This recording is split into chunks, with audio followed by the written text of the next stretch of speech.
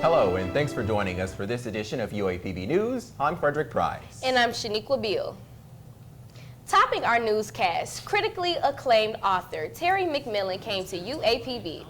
She was the featured speaker at UAPB's 2019 Winthrop Rockefeller Distinguished Lecture Series in the Hathaway Howard Fine Arts Center. McMillan is a #1 New York Times best-selling author of multiple books, most notably How Stella Got Her Groove Back and Waiting to Exhale. Speaking of books, she used her time to read from her novel, It's Not All Downhill From Here, which will be released in March of 2020. This was Terry McMillan's first time in Arkansas, and she answered questions after her lecture presentation. Senator Tom Cotton visited Jefferson County this week. He made stops at UAPB and Whitehall High School. Now, at UAPB's STEM building, he met with students as well as administrators to discuss the future of governmental funding for the institution. When asked about the importance of funding HBCUs, Cotton shared his thoughts about the matter. Yeah, I mean, it's obviously a major priority for the President and for the Secretary of Education and for the Congress as well.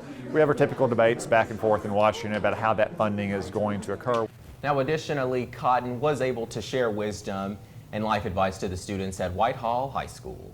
The UAPB library has made some improvements over the past few months.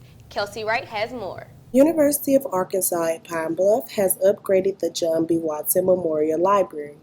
The improvements include interactive tables, 35 new Dell computers, 2 ChairPod seatings, and Mac Apple computers. A grant proposal written by Lavoris Martin guaranteed all the students with and without personal laptops a chance to enjoy the library experience comfortably.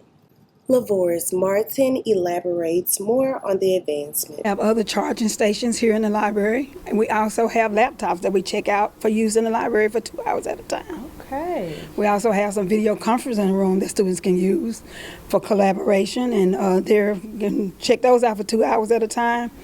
Students who frequently visit the library got first-hand experience on the new advancements. Junior Stevie Eskridge gives details on the ChairPod seating. Oh, I mean, I like the pod seating. Like, it's very relaxing and very accessible. Got the charger where you can charge your phone and your laptop at the same time. And it gives off good privacy for me to do my work and block out all the distractors that might be in the library. For information or questions, contact the John B. Watson Library at 870-575-8411.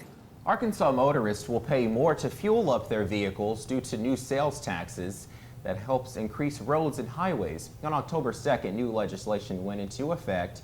Its goal is to raise $95 million in highway funding and fuel taxes for the first time in 20 years. The gas tax increases from 21.5 cents to 24.5 cents per gallon. The new law also uses $35 million of expected casino revenue. Back here at home, some city funds that were originally going to be used for revitalization will instead be going toward the city's budget. In a 5-3 vote on Monday by the Pine Bluff City Council, $300,000 will go to the police department as well as youth and community resources and the convention center. And an additional $200 will go to the fire department and $1 million toward the city's drain system, bringing an increase of a whopping $2.1 million to the city budget.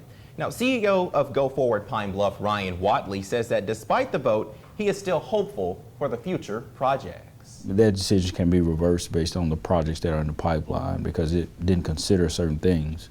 So we feel very optimistic that things will continue to take place as planned. Now, unless a vote on Monday is vetoed by Mayor Shirley Washington, Go Forward Pine Bluff could potentially lose nearly $10.5 million in funding. The Saracen Annex Casino is now partially open. The casino annex is 15,000 square feet building with 300 slot machines. The finished casino is expected to be a 70 to 80,000 square foot building with 2,000 slot machines and 50 gambling tables.